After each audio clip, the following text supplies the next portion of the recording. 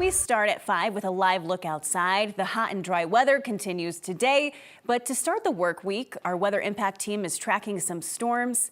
Thank you so much for joining us at 5. I'm Angela McCall, and this hot weather today isn't near record-breaking, but we could see that later this week.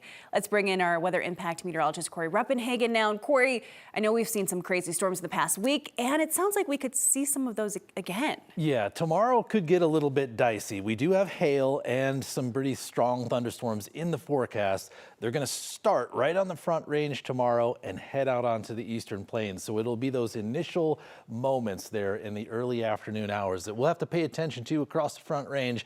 Today, it was very easy to spot and feel the heat across the entire state of Colorado.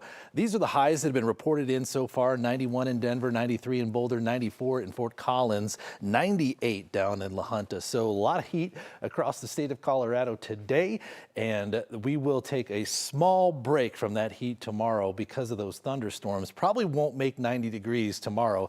Currently, temperatures still close to 90 here in downtown, 90 degrees out at Denver International Airport. Not much in the way of precipitation, although we saw some really strong dry microbursts across the area today.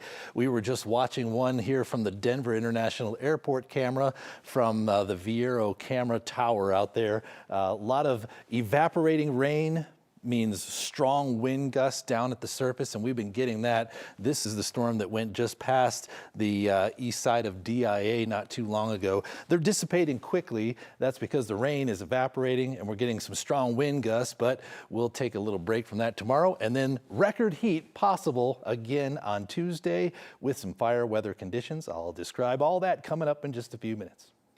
All right, thank you, Corey.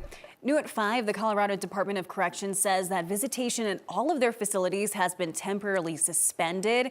When we reached out for the reason why, they sent us a statement that read in part, quote, "The Colorado Department of Corrections, in conjunction with local law enforcement and state officials, is actively responding to an incident that occurred at the Bent County Correctional Facility on the evening of June 6th, 2026. They went on to say that 2 inmates died and a third was transported to an outside medical facility. No staff members were injured. They haven't shared what led up to the incident or the identities of the 2 people killed. The CDOC Office of the Inspector General is investigating the incident. They say that the Bent County Correctional Facility is still on lockdown and visitation at all facilities is suspended, and they have not said when it will be lifted. A sad update to breaking news that we brought you yesterday. Colorado Parks and Wildlife have recovered the body of a child who drowned at Cherry Creek State Park last night. Witnesses say 2 children were swimming near the Cherry Creek State Park beach swim area when one child returned to shore and the other floated deeper into the water. Crews with South Metro Fire spent hours yesterday searching for the child before turning things over to CPW. The child was found in the water after 10 last night. So even in ideal water rescue scenarios where you have somebody there searching really quickly, it can just be difficult. It could be, there are undercurrents, you're dealing with different objects in the water. So it's never going to be a perfect, yes, we can absolutely get to this person scenario. We do not know how old the child was or if they knew how to swim. We do know that they were not wearing a life jacket. 2 other children have drowned in the past week alone at different bodies of water throughout the state. Jewish tradition teaches us about holding space for grief and mourning and also moving from that into joy. Today, dozens gathered on Pearl Street for Boulder's annual Jewish festival, marked with celebration and reflection. 9 News reporter Janelle Finch spoke with people there, remembering the anti-Semitic attack on a peaceful crowd in the same place after a man last year threw Molotov cocktails at them. Janelle? Yeah, it has not been a year without challenges for the Boulder Jewish community. Today, people acknowledge the hate they've had to overcome and the love they continue to hold on to despite it all. Before the celebration, reflection. And that is where healing begins. Took center stage at the Boulder Jewish Festival. Violence leaves mark on bodies, on families, and on the soul of a community. And still, here we are. Community came together on the same grounds where a dozen people were hurt in a firebombing attack last year. One woman, Karen Diamond, died from her injuries. May her memory be a blessing. June 1st, 2025 hasn't been forgotten by Boulder Jewish Community Center Executive Director Jonathan Lev. Jewish tradition teaches us about holding space for grief and mourning and also moving from that into joy. We are here together. In the space held for mourning, survivors spoke. In an instant, everything exploded.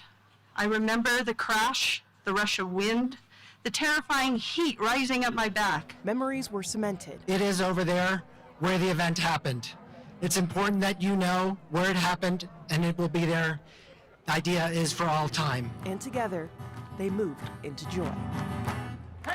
Lev says grief doesn't go away when the music starts. I think it's going to be something that's always sitting with us. There's a piece of us that's a little bit broken, and at the same time, what we've been doing is finding opportunities to come together as a community. Jewish people in Boulder know the importance of reflection, and there's power in celebration, too.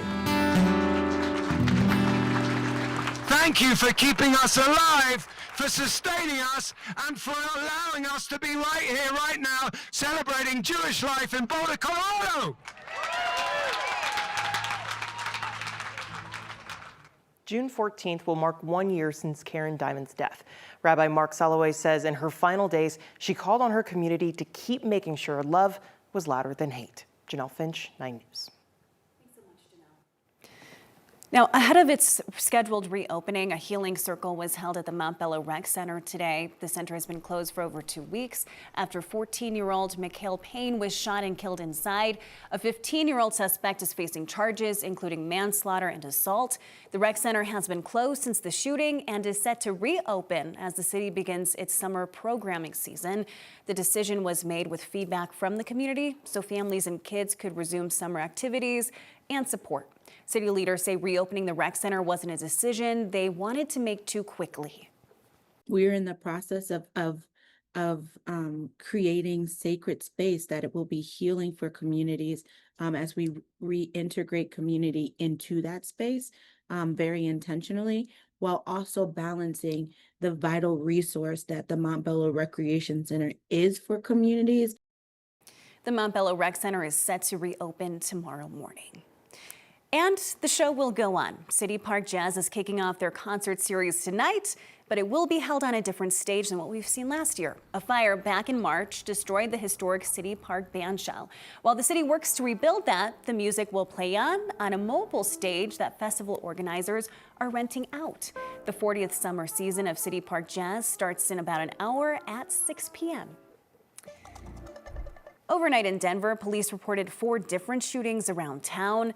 The first happened near Airport Way and East Bowling Drive late last night around 10 p.m. 1 person was injured, and DPD says they have arrested a suspect. Then just before 5 o'clock this morning, 2 people were shot near Santa Fe Drive and West 3rd Avenue. Around that same time, 1 person was shot and killed near East Colfax Avenue and Dahlia Street. And at 9 o'clock this morning, another person was shot near North Spirit Boulevard and West 13th Avenue. We do not have any updates about the people injured. In Boulder County, a climber fell about 60 feet at El Dorado Canyon State Park. This happened yesterday around 9 a.m. The 30-year-old man was climbing on the rewritten route. The Boulder County Sheriff's Office says his safety gear dislodged from the rock, causing him to fall nearly 60 feet and injuring his head. Thankfully, he was wearing a helmet. Rescue operations took about 2 hours, and then he was sent to the hospital. Still no update on how he is doing. New video shows a box truck fire that happened in Adams County last night. Crews responded around 8:30 to East 61st and Downing Street. The fire spread to a nearby shed that contained laundry linens. Firefighters were able to extinguish the fire before it spread to or damaged any buildings. No one was injured. The cause is still under investigation. And just a reminder, our 9 News Colorado Shares Drive is happening now, and we still need your help. Our goal is to raise $350,000 this year, or 1 million meals. You can scan this QR code to get to our donation page, or you can also donate when you're checking out at King Soopers. The drive runs through June 14th. You can also find all of this information on our website, 9news.com/9cares.